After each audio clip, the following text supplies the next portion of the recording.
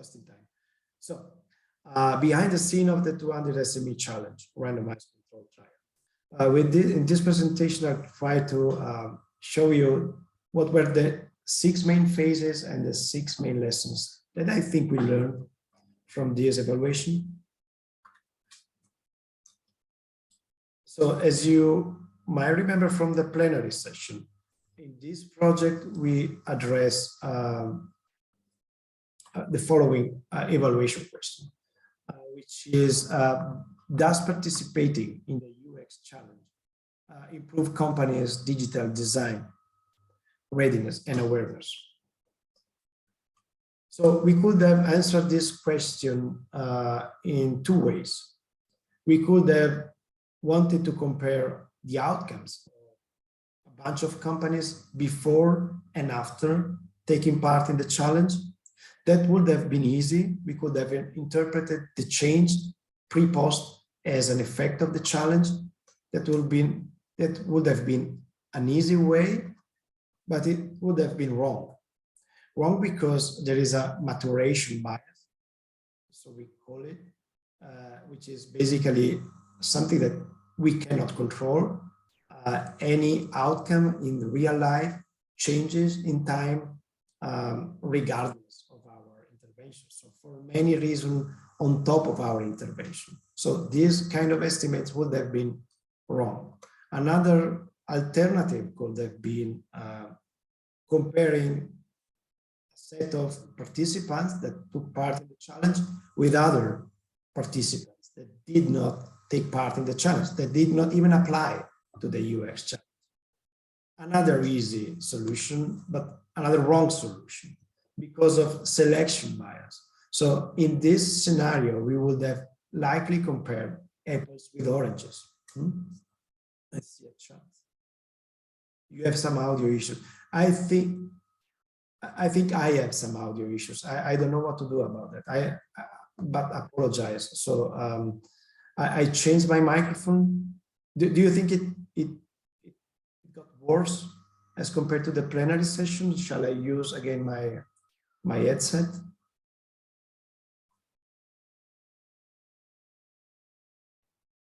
As before. Don't know what to say. I'm sorry about that. I thought I fixed it using the internal microphone of the computer, but apparently not.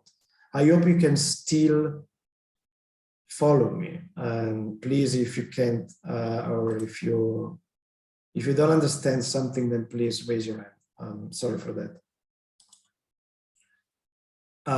As I was saying, this other scenario would have been wrong as well, because we would have likely compared companies that decided to take part in the challenge with companies that decided not to take part. And these are, of course, different, so not comparable. So what we did in this project was running a randomized control trial. So we created 2 identical groups on average out of all companies that applied to the challenge. And we created these 2 groups in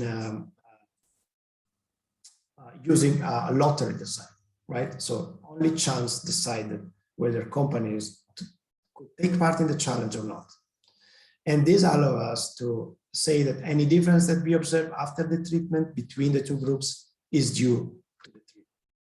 As you might remember, we find some interesting results in knowledge, some positive significant effects on knowledge about digital design, while we don't find effects on attitudes, nor effects on intended actions or intended adoption in the future. But how did we get to these results practically? So randomized control trial is much more than drawing some dice or running a lot.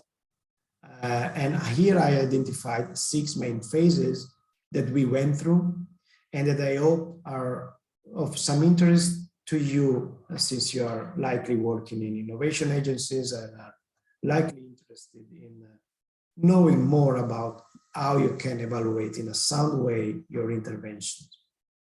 So I'm going to also stress that this evaluation design is a very challenging one.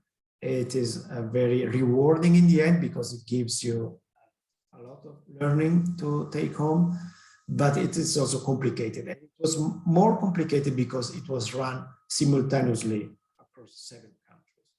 And this implied translations and coordination. So what we start from building the theory of change of the project, of the intervention. So we expect overall that the challenge increases in the long-term innovation capacity of the companies. But how do we get there? That's the point, that's the motivation that brings us to build a theory of change. So we developed an intermediate outcome, which is digital design readiness and awareness, which, as I said before, for those of you who participated in the plenary session, involved sub-indicators where knowledge, attitudes, and planned action. And these are the outcomes on which we can reasonably expect that the challenge has an impact, and has an impact in the limited time frame of the project. So we cannot realistically expect to find effects of the challenge on innovation capacity or productivity of our companies in a limited time frame. The second step was, after we identified these indicators, was measuring them.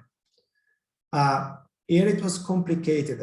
For those of you who might face the same situation, I think it's interesting to hear what was our difficulty here. There are no ready measures that you can use in order to estimate the effects of digital design sprint. You have to build your own indices.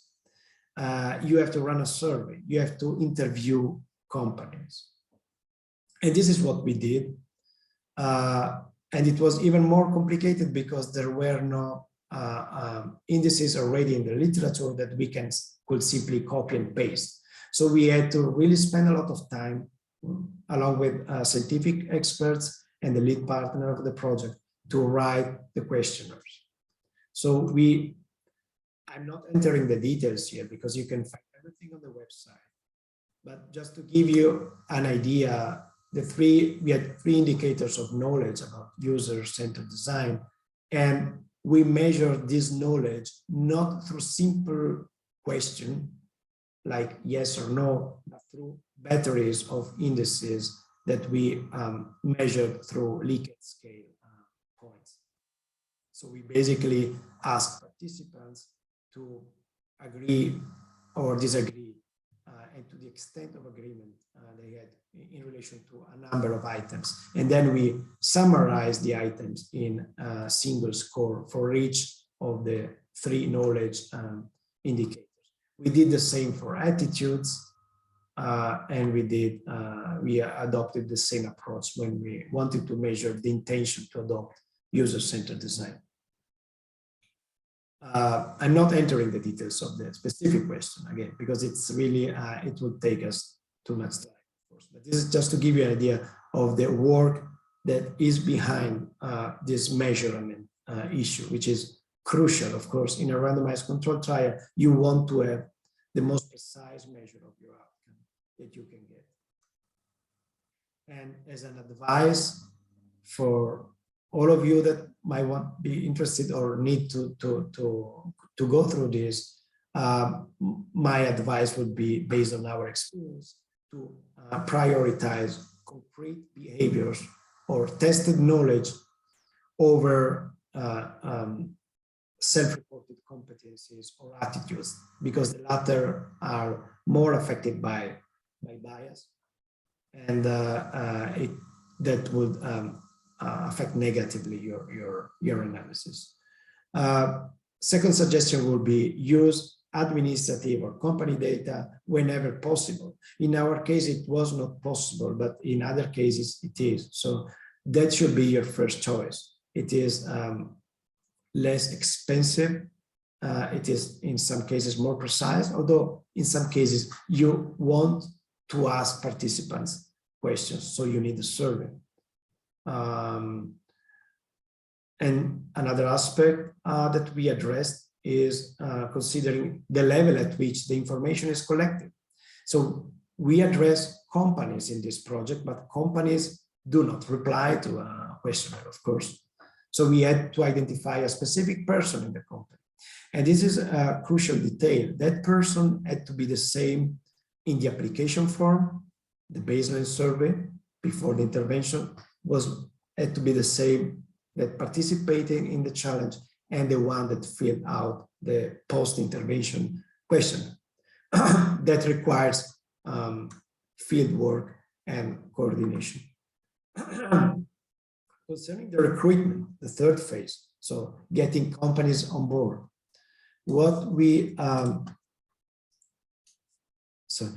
did was an open recruitment campaign that was carried out by national partners in each of the countries. It was carried out between October and January through different means. We really exploited all possible means to reach out to companies. And it was a success. As I said before in the plenary, we reached 95% of our initial target. We were happy about that because it happened through pandemic times. And it was possible through a lot of work of coordination across countries, setting at first precise goals, intermediate goals, and sharing a common protocol and setting up regular meetings in order to make sure that that we could reach the target. Of course, we also need to be flexible because the situation changes across countries. It's really different across countries, so you need to be flexible. And what we did was, for example, extending the initial deadline in order to have people to join. I see a question from Francesca. To which factors do you attribute such a high interest from companies? A good question. It was, I think it's a mix of answers that are possible here. First, it was, in some cases, it was really targeted. So the recruitment campaign was targeted to companies that in principle, in theory, could be interested. So, and that made part of the story. Second part of the story is about, I would say, the network of the partners that are really reliable and to which companies reacted positively. And third, of course, the challenge is, I'm not expert on UX challenge, so but what I learned is that the UX challenge is a very novel intervention. It addresses concrete problems of that kind of companies, and it was for free, right? So all this together allow us to reach the target, I would say. I hope I answer your question. The fourth, so once we recruited the 190 companies, what we did was randomize it, so allocating them randomly to the treatment and the control group. So we had a treatment group that was made of 60 companies and a control group that was made of 130 companies. You might ask why the treatment group was smaller than the control group. That was driven by budget. So we didn't have the budget to have a bigger. We didn't have the capacity to deliver the treatment to more than 60 companies. So since the overall sample size is important to allow us to have precise estimates, precisely estimated effects of the treatment, so we decided to build a bigger control group, which is twice as big. We could be interesting for you to know that randomization is one of the aspects in which the role of the evaluator is really playing the lion's share.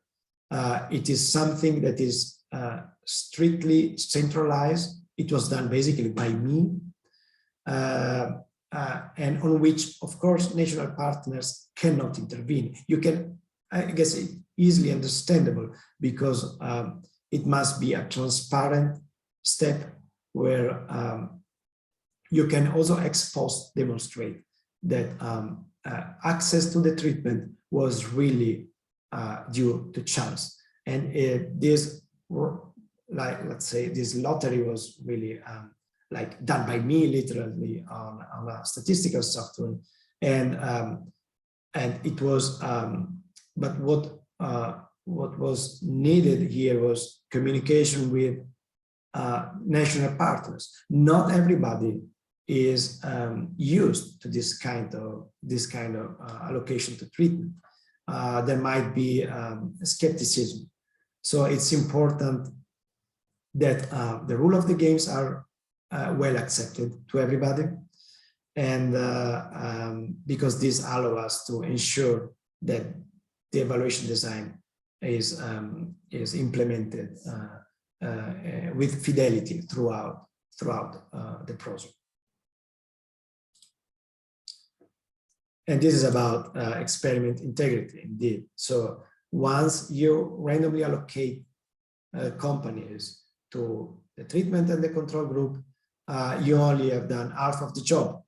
Then you have to control whether the companies comply with random assignment. It can happen that companies that were randomized out, they find a way into the treatment, and you want to take account for this. It didn't happen in our experiment, but it happened, for example, that happens frequently, that some companies withdraw their participation after randomization. So we had a sort of reserve list to replace those two treated companies. What's interesting is that all companies or participants then effectively participating in the event, right? So there wasn't cases where a treated participant attended only a part of the challenge or didn't show up at the challenge at all.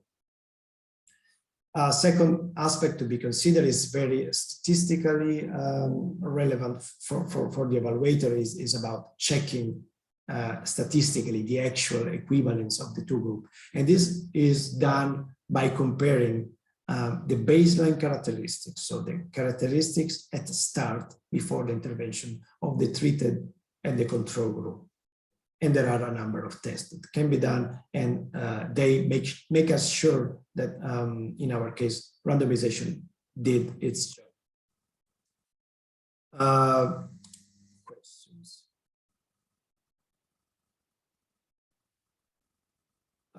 How did you inform companies about randomization? Great question, Francesca. Communication was entirely in charge of, so national partners were entirely in charge of communication with companies. I did not take part in it, of course, also because of language issues. So we drafted a common communication, very simple, to companies, which was basically, you have been accepted, you have been selected for the challenge, or you have not been selected. And here we are entering a critical part on which I will say something in a while.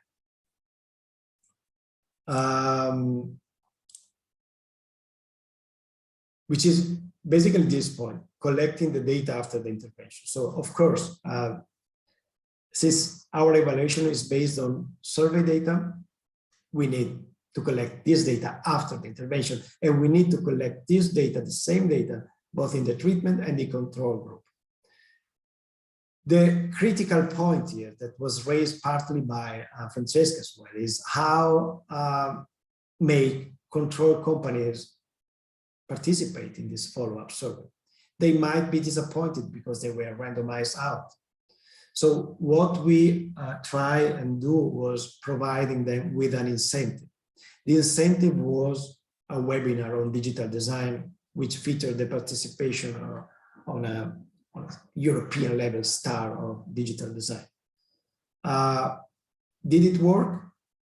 No, it didn't work. This is the critical part of the experiment.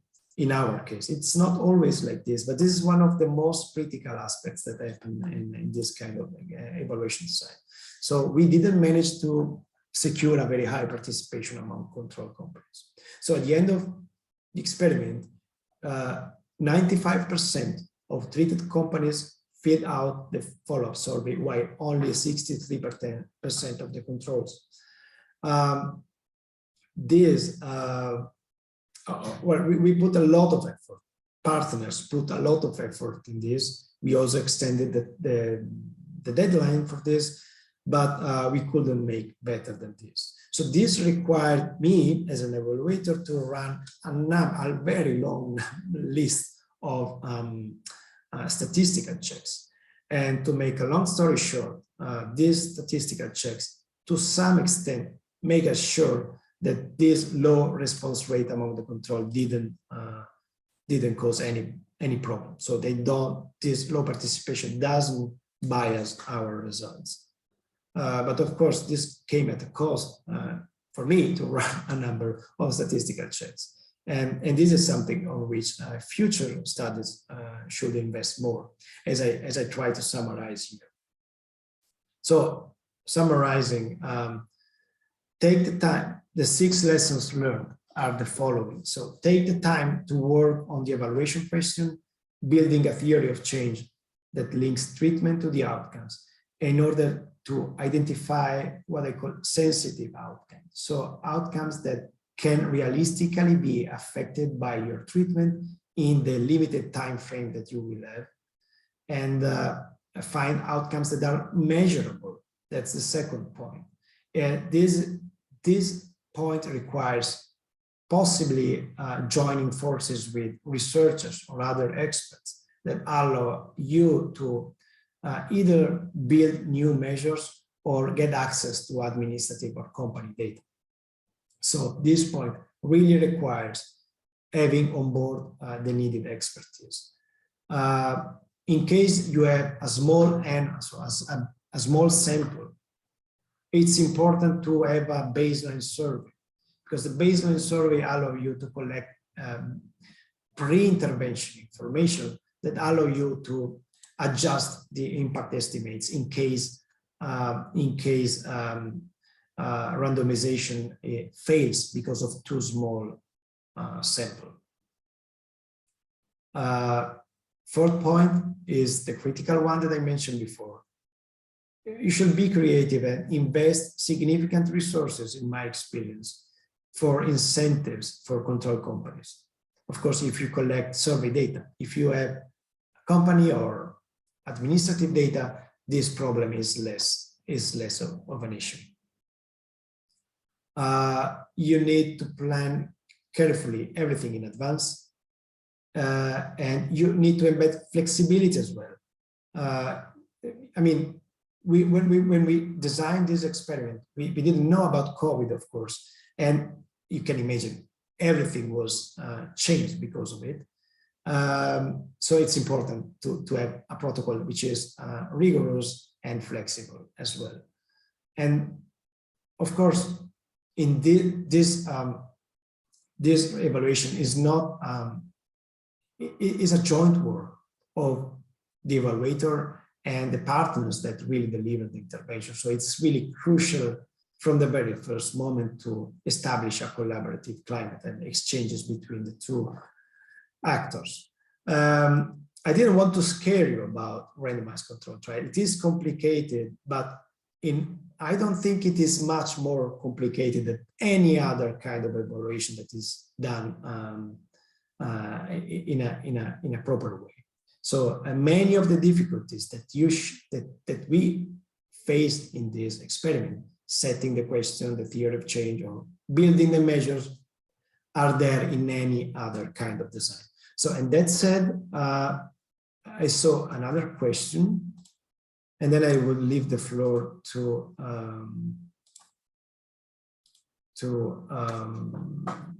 James. Okay, I think I will answer you in the chat directly. So thank you for your attention, and I think we can go ahead with you, James, unless everybody, well, if everybody agrees or anybody has anything to ask or to say, then go ahead. Okay. Floor is yours. Thank you. Hey, so thanks, David, and thanks, everybody. Delighted to be here, and it's been an absolute pleasure working with the 200 SME Challenge team on delivering their experiment. So hopefully you can kind of see my screen and everything. Yeah, so I'm James Phipps. I work at the Innovation Growth Lab, which is based at Nesta, and we work with policymakers, practitioners to run experiments and be experimental. And we were kind of delighted to be chosen to work with the projects like 200 SME Challenge to run these experiments as part of the INNOSUP program. So 200 SME Challenge was one of 13 projects applying experimental approaches within innovation policy.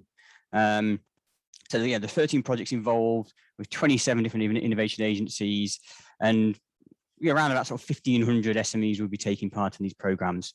These slides will be shared at the end, so you'll be able to kind of follow some of these links through to find out about some of those other programs. But they include some kind of smaller proof of concept trials, one looking at kind of investment readiness training. There's some looking at kind of how to provide feedback to applicants to innovation funding programs. There's others looking at tech adoption. So there's a whole range of different experiments that are underway there. So I guess, why experiment? Why, if you're doing your impact evaluations or work with people impact evaluations, why be kind of experimental about it rather than just kind of standard? So what do we mean by experimental approach? We say that the traditional approach to programs is often to launch a program, pretty large at the scale you intend to do. You've got one design and you hope it's going to work well. And in a few years' time, you think about evaluating it, but by then the program's underway. With an experimental approach is a bit more about kind of starting small, trialing different designs systematically and learning what works, and then increasing the scale and impact as you go forward. And I think one of the big differences here is this kind of upfront planning about what you want to learn. And that introduces a lot of those complexities that David was talking about, which is you're doing a lot of the thinking about how to evaluate it and your objectives at the start. And you're working very closely with the evaluators and the implementers. So it's much more working together and having a lot of those conversations that maybe traditionally you might have in 2-3 years' time when you get an evaluation. You're doing them right at the start as you're thinking about the design of the program. So that's one of the big differences here, about getting that upfront planning. And I guess as part of this, we kind of think about, well, it's not just about kind of trying new things, it's also about kind of trying to learn what works. And it's worth saying that across innovation policy, there is a bit of a lack of robust evidence about kind of that can really prove causal impacts of interventions on outcomes like business growth, innovation levels, and so on. And by that, we mean the kind of evidence that's strong enough to change somebody's mind. So if they don't believe this intervention works, it's good enough that they would say, oh, right, well, you've convinced me now. Whereas a lot of traditional evaluations maybe were, people who believe in the program, so it operationalize, it confirms what they believe, but it's not sufficiently strong to change somebody else's mind who's new to it, didn't see it getting delivered, hasn't heard the stories of impact. They wouldn't be as convinced by it. So in terms of being experimental, it's about trying something new, but a bit more than that, it's putting in place these systems to learn about what works. And then within this kind of INNOSUP program that 200 SME Challenge was, it was saying even being more narrow on that and saying we want to see randomized controlled trials because we want to kind of be able to kind of demonstrate those causal impacts, and we want to see this approach be more widely used. So in this particular program, the randomized controlled trials came out. Now these experiments can be used in different ways. Sometimes they're much more when you're kind of exploring an area, so people can design it and say, well, what is it we don't know? There's a problem here. What might be going on? What might drive behavior here? Before you start thinking about how you solve it. Then you can develop it and say, well, how might we do this differently? you're exploring it, and then it's kind of, you could be improving an existing program, or you're trying to prove whether something works. So the 200 SME challenge one was much more on this right-hand side.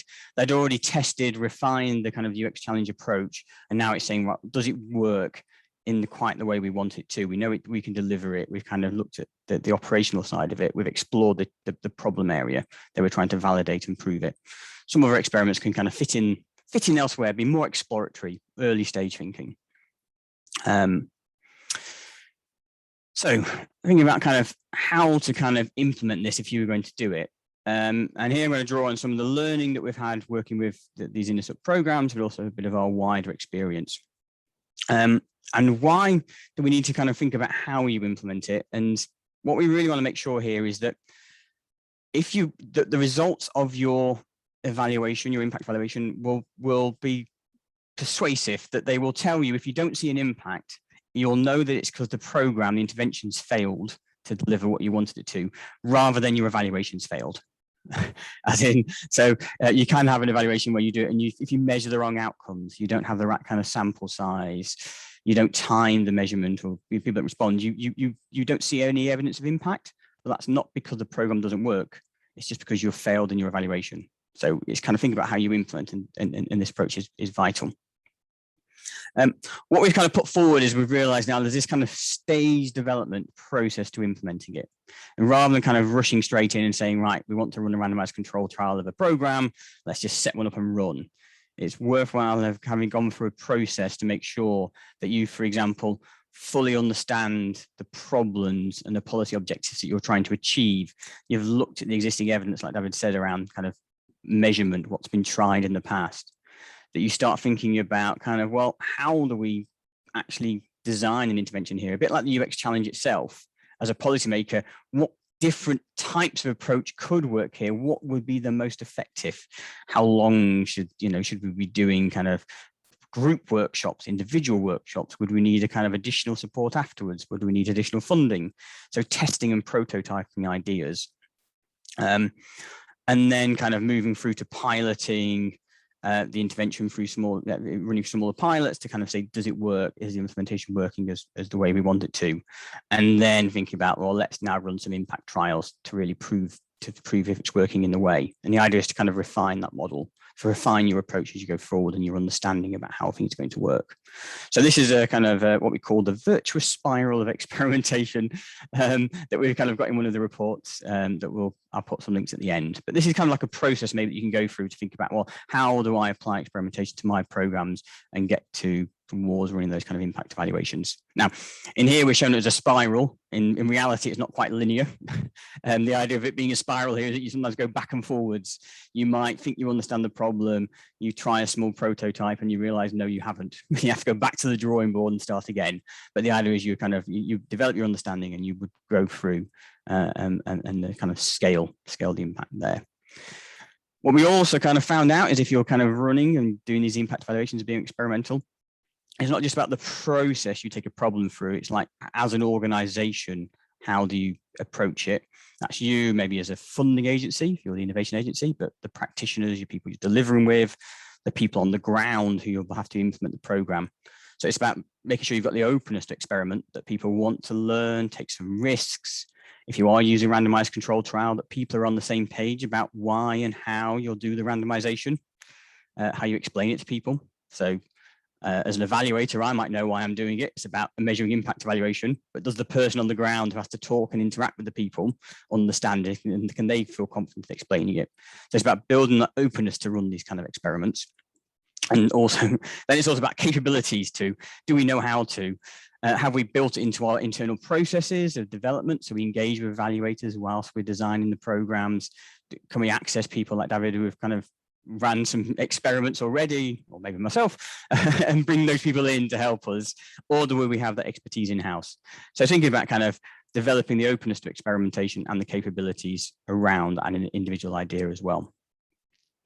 So that's kind of, I guess, the overarching kind of lessons about if you're going to be applying it.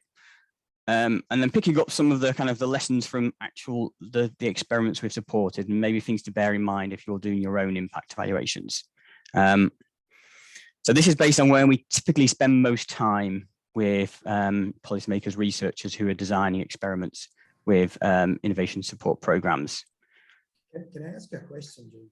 Yes. Sorry, it's a kind of provocative question. Yes. It comes from a conversation that I had with the policymakers 1 week ago. And with this policymaker, we did a randomized control trial on which results are still, in a sense, in the making, because it's a pioneering project, and we have only some preliminary results. So, but at some point, we started saying, okay, we need to randomize for the next 2, 3, 4 years in order to build enough evidence. And he said, but when do we stop experimenting? And this question is I forward it to you.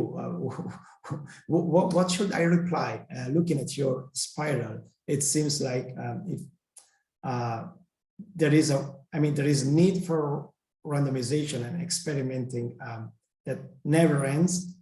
But policymakers at some point, even those that are interested in experimenting, they say, wait, but it is costly for us from an organization point of view. So when do you stop randomizing?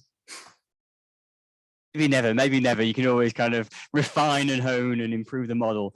I think sometimes it depends, you need to, sometimes it's kind of a bit of a judgment call about where you feel that the strength of the evidence and the cost or the potential, I guess, you don't want to end up kind of spending more running an experiment on an intervention than you would ever invest in the intervention itself. So there becomes a balance when, the cost of getting more information is actually not worthwhile now because, you're kind of outweighing the benefit, the impact of the program.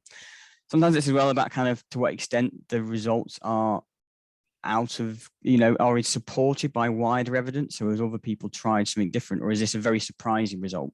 If you get a very surprising result that seems out of step, then you might want to kind of replicate the trial, improve the scale of it, because you're like, well, my prior is that this shouldn't have happened. This suggests, this is kind of, indicates it has happened or has happened in a different way. All the existing evidence doesn't suggest that's the case. So I want to invest in a bit more experimentation here to kind of make sure this is not just a one-off fluke finding. Or maybe the context changes and you kind of get some evidence from one experiment, but now the economic context has changed. So an experiment you might have done on tech adoption before COVID, you might think, well, actually now maybe it's less needed now, so it's worthwhile me investing again. So I guess it's kind of a complicated one about the kind of the cost, the benefits, and yeah, and some of these is where you can kind of step up and change a particular question you're asking. But yeah, it's a very interesting one, question. So I've not answered directly, in part. But we kind of we've also got the kind of, I guess sometimes we think we're also about kind of like standards of evidence. So you get more and more causal evidence, and it gets to the point where you want to kind of, you do want to replicate a finding in other contexts.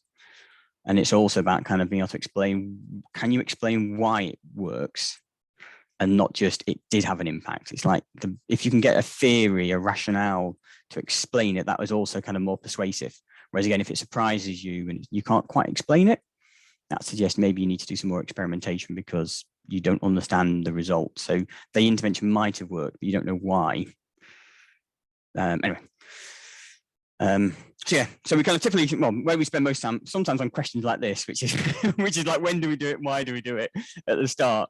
But where we spend most time with projects is probably around the implementation, working at how they're going to implement it and then dealing with issues that arise as they are implementing it. And it's also kind of refining the research question, the outcome measures, as you talked about, thinking about sample power and then the analysis.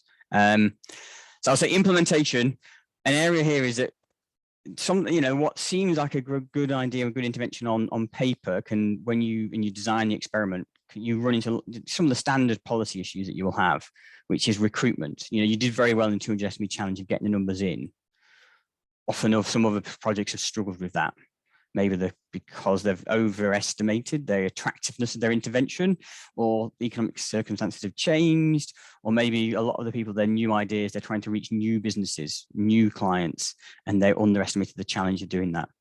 Then there's this issue of what you get them in, but then will they use it in the way you want them to? The fidelity, as you mentioned, the delivery, when you actually deliver it, can you deliver it in the way you want it to? Maybe you realize you want to provide mentor support, but you don't have enough mentors, it turns out. And then data, collecting the data from people, as you say, maximizing survey results, and there's a way around that. Now, those are kind of 4 standard challenges for any kind of program and evaluation. And of course, the extra one for randomized control trial is the randomization. When and how do you do it, communicate it? And that's like an extra one. So we spend a lot of time with project teams thinking through those and then dealing with issues. And I think one of the reasons why those first 4 become an issue is that people are maybe not thinking about where they are in terms of then understanding of that intervention or the program. So it's always worth thinking about before you, as you're thinking about doing an evaluation, where are you in terms of knowing and the certainty about the solution and how you think it works? Are you still exploring an idea? I've got a new idea for a new intervention. I've never ran it before. I've never tested it. Let's just give it a go. You're probably on the left-hand side of this. You've got lots of uncertainty that you need to manage and deal with. You've never tried it before. You've never tested it. You've never tried collecting the data. You've never tried recruiting people. You're in an uncertain area. The other side is you might be at the other end where you're saying, well, I've tried it, tested it. I'm very clear on my solution. I know how it works. I just want to validate, does it work? So I think it's always worth thinking about that. And what we found is that this uncertainty leads to failure, which is understandable. You can't take risks, try something new, got a bit of failure. But you got to take, the idea is to aim to fail early, learn fast. So if you really don't know what's going on, there's lots of potential for failure in implementation. And there's room for that if you're doing a small proof of concept study. If you're looking to do a big impact evaluation trial, there's less room because you're investing more resources to know actually you can't deliver it in the way you hoped you could. Now, what we tend to find is that traditional approaches means you go with a big bang launch, in which case there's no room for failure. It just has to work because we've gone full scale and therefore we want it to work as we want it to. Anyway, we work on research questions, trying to narrow it down. So people often have very general research questions. How do we encourage SMEs to collaborate with external researchers? Whereas for a trial, we try and work with people to say, let's make it very specific. Who are those SMEs? What are you going to give them? What's business as usual? What are you comparing against? Because it's probably not nothing. There's probably something you're doing or they're getting that's in this area. So what is that? And then what do you want to see change? With outcomes, again, if people sometimes say, well, I want to kind of improve tech adoption or productivity, it's like, okay, that's great. But actually, how will you measure those? How are you going to measure them and get data on it? And then so we spend a lot of time working with people saying, well, let's identify what those are going to be right now before we even start running the experiment. What are you going to measure? Can we measure it at baseline? Anyway, so thinking through like, well, I know the topic area, we're all confident on that, but actually, is there a question? Have you got data? If not, how do you get it? And that can be quite challenging. We talk a lot about kind of sample sizes, what kinds of impact you can show. And the way we liken this is that the sample you have is a bit like being able to zoom in on a problem.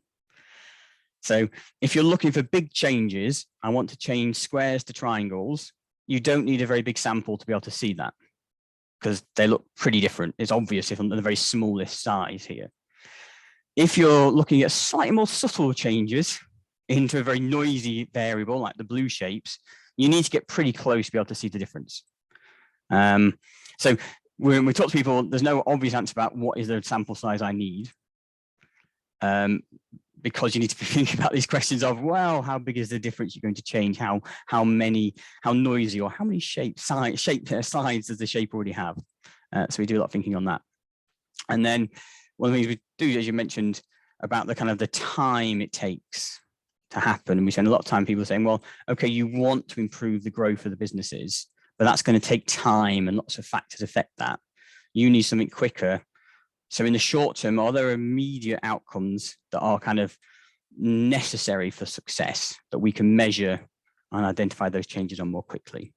So we spend a lot of time people saying, okay, well, what's the first thing you expect to see change in the business, like you did with, well, we expect them to be more knowledgeable about the approach. have a better perception about it and have a different understanding of the barriers to implementing it. It's like, okay, well, they're immediate measures. Whether in 2 years, 3, 4 years time, they're more growth oriented, they've grown more. Well, that will come later. But let's get some of those early stage necessary things. And I guess the dream of these randomized control trials is at the end of it, you can get some very clean results where you can just kind of compare means between two groups and reach some firm conclusions. It's not always that case, so we have to think about it. But at the end of it, you've got to have an eye when you're starting your experiment. What result do you want to show at the end of it? What, if you invest in this, you've got a year's time. When you're standing in front of your senior managers or the treasury department or whoever what do you want to show them? And have that in mind when you're thinking about your experiment, and make sure it will deliver what you need to inform your decisions. So yeah, so I'll leave it there. I know there's a couple of questions are asked about kind of resources and guides. I put some in here. We're doing a report next week, just kind of bringing together some of the learnings from across the European Union. So I've called it the Experimentation from there. Should put the proper name. Anyway, we're bringing together some of the learnings from it. We've got a guide to running randomized control trials and some other stuff. We've got links to other people's experiments across the world. So anyway, you'll have access to these later. But yeah. Leave it there. Wonderful, James. That was really great. Thanks. Very interesting. Does anybody have a question or a comment for James or for me in regard to the 200 SME experiment? I think we have it. Okay, Francesca. Go ahead, please. Hello, thanks for this workshop. It was a pleasure to listen to your project outcomes, and of course to listen again. James, I'm the main researcher in another twin project, which is called Deposit. We deal with social innovation support scheme, and we are applying also our city methodology, which is really challenging, but also really interesting. And what I have to say as a comment is that I really appreciate the support of ETL, and I really appreciate the fact that the European Agency for SMEs started this kind of activities and financed these projects, because I think that it needs a lot of time to get acquainted to this methodology, and it is very, very important that it is spread as much as possible across innovation agencies, but also towards the policymakers, because it is of course really challenging, but also it might change a lot the approach to the design of the new support measures in the innovation and economic growth, which is something that we really need at the moment. Yeah, I would agree with that. I mean, I guess one thing to say is that we've spoken a little bit about impact evaluations, but some of the organizations who first try running experiments will choose what we would say were rapid fire trials. They're a bit more quick, easy, maybe less impactful, but allow you to kind of get used to the approach and kind of that more optimizing support. So the very first experiment I was involved in running was just, how do we get people to open our newsletter to know what support's available? And we were just experimenting with the subject line, the wording inside it around the links, and we could send those emails out, and then 3 days later we could say, oh, that had a bigger impact than that one. And what that allowed us to do was kind of think through the approach, how we would do the analysis. And it also made links that we'd never done before. So I used to be an analyst, and I started talking to the comms team. And actually the thing we found had the biggest impact was when we sent out the newsletter. Not any of our little trials we did. They found that if they sent them out at lunchtime, more people opened them than if they sent them out in the morning and the evening. So anyway, that had a bigger impact, but that wasn't the RCT. But we wouldn't have found that out had we not spoken.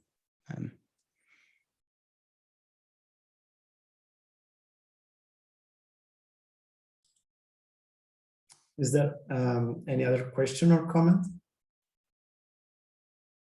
I have a question for is anybody out there got any other kind of programs where they've wondered about applying this approach? I think somebody mentioned like applying the design or the UX challenge in different fields, but definitely you could do.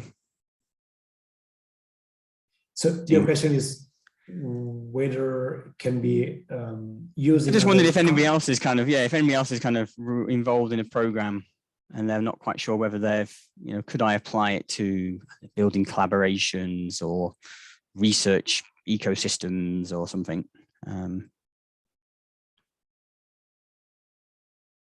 Anybody? No. So I think we have 2 minutes left. Let me check the program. So yeah, exactly. We have 2 minutes left. So I just have one very super quick question for Francesca, if I may, and for James as well. Francesca, I would just be happy to know more about the experiment that you're running. So if you are in the position to share some of results, or at least tell us at which stage of the experiment you are, it will be great to connect and to know more about that in the future. Of course. Do you mean now to share or separately? Well, I mean, in a minute, I can say in 60 seconds that we are in the phase where we are collecting the for the last time, the survey with beneficiaries, so with companies. We managed to involve like 80 companies, so it's a smaller experiment. Right. And we tested a new innovation audit tool devoted to SMEs that included a set of KPIs regarding social innovation potential. So we had a double challenge here because we lack a literature background in terms of indicators, both on social innovation and for measuring impact at the program level. So it was quite tricky, but the project will finish in February next year, which means that by the end of this year, we will draw the conclusions of the experiment. And we also had the same 3-level outcomes measurement structure, meaning that we are measuring knowledge in the change in knowledge between treatment and control, but also the change in attitude and intention, and behavior. So we have these 3 levels, and we will see and probably compare also the outcomes with yours in the end. Sounds very familiar indeed. Yeah, I think that the main difference here is that we tried to have also some external data collection, so not self-reported, which was really tricky. But we will see in the end if it works. If in the end it will bring some extra information to the data set that we have collected by surveying companies. Of course, we can discuss it in a separate situation. Yeah, I was expecting to be kicked out of the room because usually this is what Zoom does, but apparently there is a delay, or we have to move voluntarily to the main session. I'm not sure. I think you can leave this room and move back to the plenary. Yeah, maybe this is what we have to do. So yeah, good. We go there now and get the good seats. Yep. So thank you everybody for joining this session. We were fewer than expected, but it was really interesting to hear from you, James. And I will follow your activity very closely, and everybody should do. They are doing a really great job, at least as far as I know at the European level, but also the UK. Yeah. Got some kind of some experiments in the US and somewhere else as well. So yeah. Okay, cool. Nice. So globally, and thank you, Francesca, for sharing your comments and your experience with your RCT, and fingers crossed with the follow-up survey data collection. Thank you for the workshop. See you in the plenary. See you in the plenary.